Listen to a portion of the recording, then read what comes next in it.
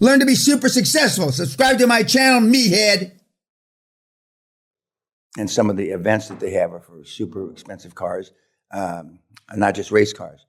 So I strongly recommend that you subscribe to that Rob Report. And there are other magazines, now podcasts, now newsletters that didn't exist 40 years or plus when I found the Rob Report. And but I read the Rob Report in March of 1983. It was relatively new then. And I've told you 1,000 times on YouTube, I saw on the back page a castle for sale on an island off the west coast of Scotland. It looked like a James Bond kind of castle. And here I am. And again, I tell you, this is, if not the worst investment I ever made, it's close to the worst investment I ever made. But you've also heard me say that I don't recommend, when you buy real estate for an investment, I don't think that's a smart idea. If you buy real estate to live and you stay there a while, at least the last 40 years, it pretty much goes up in value. Not every place, places in Cleveland and some places like that, it hasn't gone up in value. But for the most part, it goes up in value. But you've got to make an effort. I got up earlier this morning, 3, so I was Google fucking and looking at different things vis-a-vis you guys. And I don't think this is a stretch. This group that I told, whenever you came, yourself included, and you were here 4 years ago, I probably looked at more things on the internet to meet people than this whole group combined. And I don't need to meet anybody. I need another acquaintance like I need a wart on my dick. But I really believe in kissing the frogs. That's why I have hundreds of frogs in the castle. You got to continue to turn over rocks because you never know. You know, I just got an email from a Dutchman who I told, the first time I told him to blow his brains out probably was 9 years ago. Seminar. Second time I told him to blow his brains out was probably 7 years ago. And then I met him at Mike Pillarfuck's seminar that I gave 3 or 4 years ago. You know, Michael Pilachek, or I call him Pillarfuck anyway. Yeah, he's one of my mini-me's. He's very successful. He's a soft end me. I told him to blow his brains out. And he's got this invention thing, but I'm not going to bore you and I'm not going to insult the fucking YouTube. But he's still swinging. I don't know how many wives he's gone through. I don't know how many girlfriends he's gone through. I don't know how many. I think he's declared insolvency, bankruptcy twice. Once for sure. I don't know about the second time. But he never stops swinging. And he's still, you know, and he goes to these events like Robert. He crashes them. And he's the guy that I've shown pictures on YouTube with the president of Panama, the president of Neom, and 3 or 4 other things like that. The chairman of the International Monetary Fund. He's there. Fat little Dutchman. Swinging away. And he stopped going to India because he got triple fucked. He stopped going to the middle, other than Neom. And he only went to Neom because I talk about him, because he didn't even know that existed. But he keeps swinging. And what the kids do, for the most part, one, they you know, you can't hit it for 6 unless you're on the pitch, to use a cricket terminology. And you can't hit it out of the park, baseball, unless you're in the box, swinging away. And most of the people, maybe when they come to the seminar, to use a baseball analogy, stay in the dugout, watching the guys pitched, you know.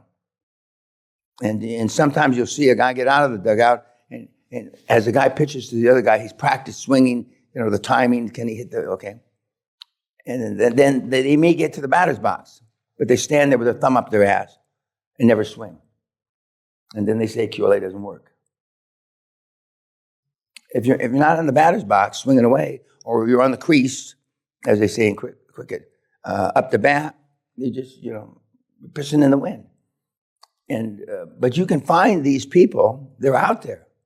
A lot of people, some of the guys, not so much now, but in the '90s and the early 2000s, went to all the Formula One deals, and auto racing is really popular, and a lot of people, rich people, go there.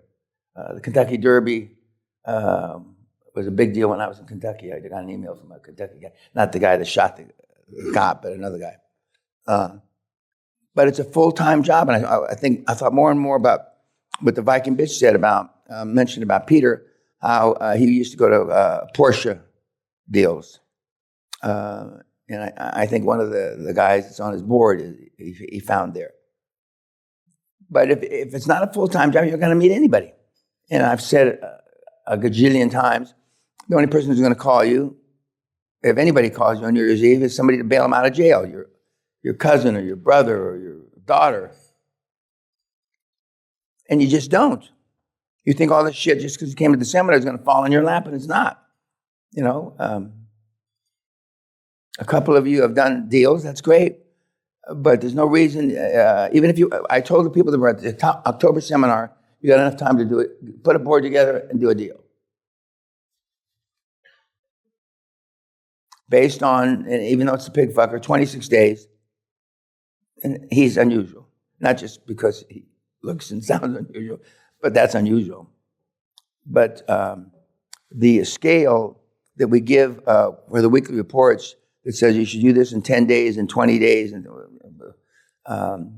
you should be closing in a deal right now. Or you could have been closing in a deal right now.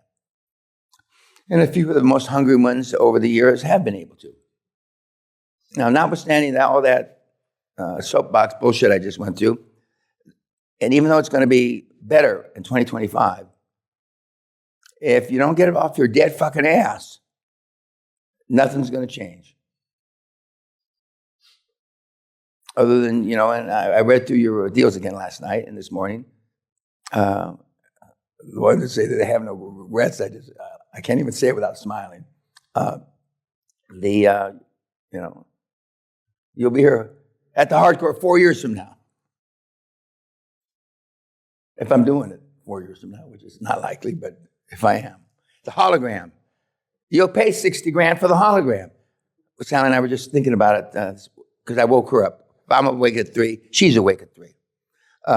We could probably get $65,000 for the hologram. We'll go ahead, extend it 2 days. We'll extend it 2 days. I'm giving you first, today, and only today, the hologram seminar 4 years from now. Extend it 2 days is $65,000. If you put up the money now, if you put up the money later, it could be $85,000. But you'll, and right now you're serving two masters, even though you don't think the other one's a master. The one master is your fear, and that keeps you from doing stuff. And the other master is, and again, hope is not a strategy, is the hope that some of this shit is going to stick. Because this isn't like I went through school sitting in the back of the room asleep, and I graduated with a 2.65 average out of high school on a 4 scale, 2.6. And you heard this before, but I'm going to say it again. I never took a book home in 4 years, and they give you the books at the beginning of the semester, and you put them in a locker. And my books were in the locker like this, and at the end of the semester, when I moved the books, they had a dust ring around because I never moved them, and the books were brand new. And the whoever you turn the books into, not the librarian, but something like that, they used to joke. Do you think he broke the bind? Is that a bind or whatever it's called? And I always wanted to fuck the librarian. But anyway, it's a whole other story. She was only about 25 years old. Anyway, that's a whole other story. So I got whatever I learned is by osmosis. My osmosis. But I've told you this before, too. There was a study came out about 15 years ago. American education is going to the shit. And American education peaked in 1963. And every year since 1963, it's gone down. High school education, 1963, is equivalent to 2.5 years of college. This was 10 years ago. I graduated from high school in 1963, okay?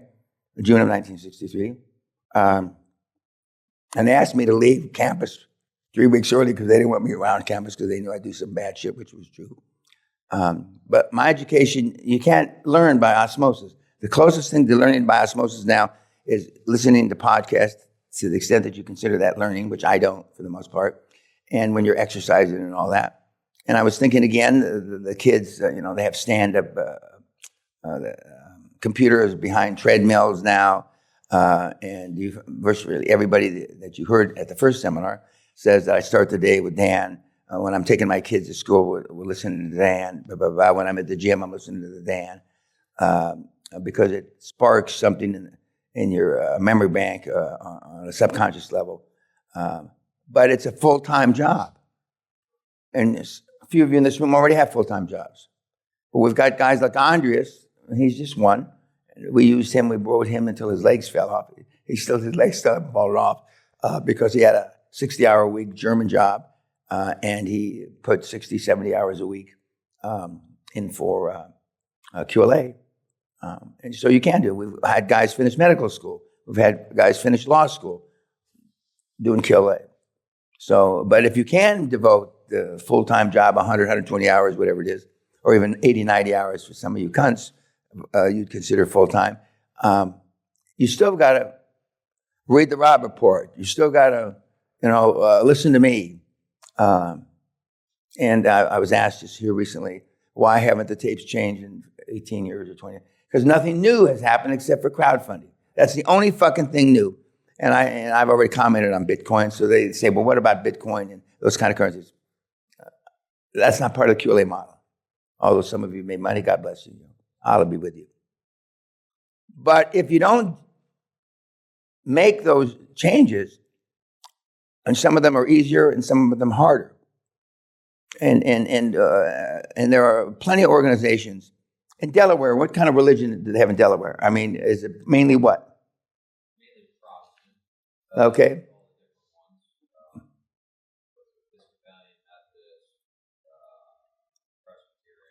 Okay, well, I'm not familiar. Yeah, I'm not familiar with those clubs, but I am familiar with the Catholic ones. And and even though they say you can't be, you don't have to be Catholic, you really do have to be Catholic. But they don't say that. And even though they say you don't have to be Episcopalian, you really got to be Episcopalian, otherwise they're not interested in you joining. But all these clubs across the board from A to Z have a shortage of members. Because just like the kids, and I said it the last couple of days, don't go to church, they don't want to join. But we, by necessity, should be joiners because we can find people that can help us out. The Union League Club in New York used to be a great place. I think it still is. A Union League Club in Chicago used to be a good place. I already told you about Pittsburgh, the Carnegie Club. Is the only one that I know. But there are these things. But then when you get into these clubs, you want to be on the two committees that I recommended. All of them, and even some of, like Deutsche Bank used to, I don't know if it still does, have a club for, even though they don't designate you a high performer, the high performers formed a club 30, 40 years ago at Deutsche Bank. Like-minded ideas, blah, blah, blah, It used to be the joke, everybody wanted to be CEO, but that wasn't really true, but it was kind of like everybody wanted to be CEO, and even though they weren't designated. Now, in the old days, you were a 10%er. You go to work at IBM, you go to work at Ford, and and you get the better marks, and you do the best on projects, you were 10%er. And then they changed it to 5%er. There was too many 10%ers. But then they did away with it vis-a-vis diversity shit because they considered that to be discriminatory. And it was really, but I thought in a good way. But for the losers, which are the most of the people, they said that's bullshit. You can't, how can you designate him as a 5%er, and who, anyway. But there are I guess you'd have to call them discriminatory organizations. And those are the ones you should belong to. And they're there. They're fucking there. And one of my mentees, his daughter, graduated from med school a year ago last May. And she's at Columbia University in New York. She's some teacher there now, anyway. And I've known her. She was here when her mother was pregnant with her, in her mom's belly. Okay, so I know her like forever. She's about to turn 30 now. She thinks the world has stopped. She's a well-educated, good-looking woman, and she thinks the world is over. Well, if the world's over at 30, and we all know it's not, most of you, with 2 or 3 exceptions, are past it. Okay, you might as well just run in front of a bus. And she did all this stuff that I'm talking about when she was going through. And she went to the best medical schools, and she was at Harvard. And now she doesn't know everybody, but she knows a lot of people that are important to her career going forward. As she told me a few weeks ago, being a doctor isn't like when I was little, when she was 3 or 4 or 5, I'm telling her. Doctor is an instant, it's just, you hit the jackpot. And that's not the truth anymore. It's not, you don't hit the jackpot. And so she got straight A's, top of her class, all of it. And then now she's out there. If this is the jackpot, sir, either you and I have different definitions of a jackpot, but we get underpaid, blah, blah, blah.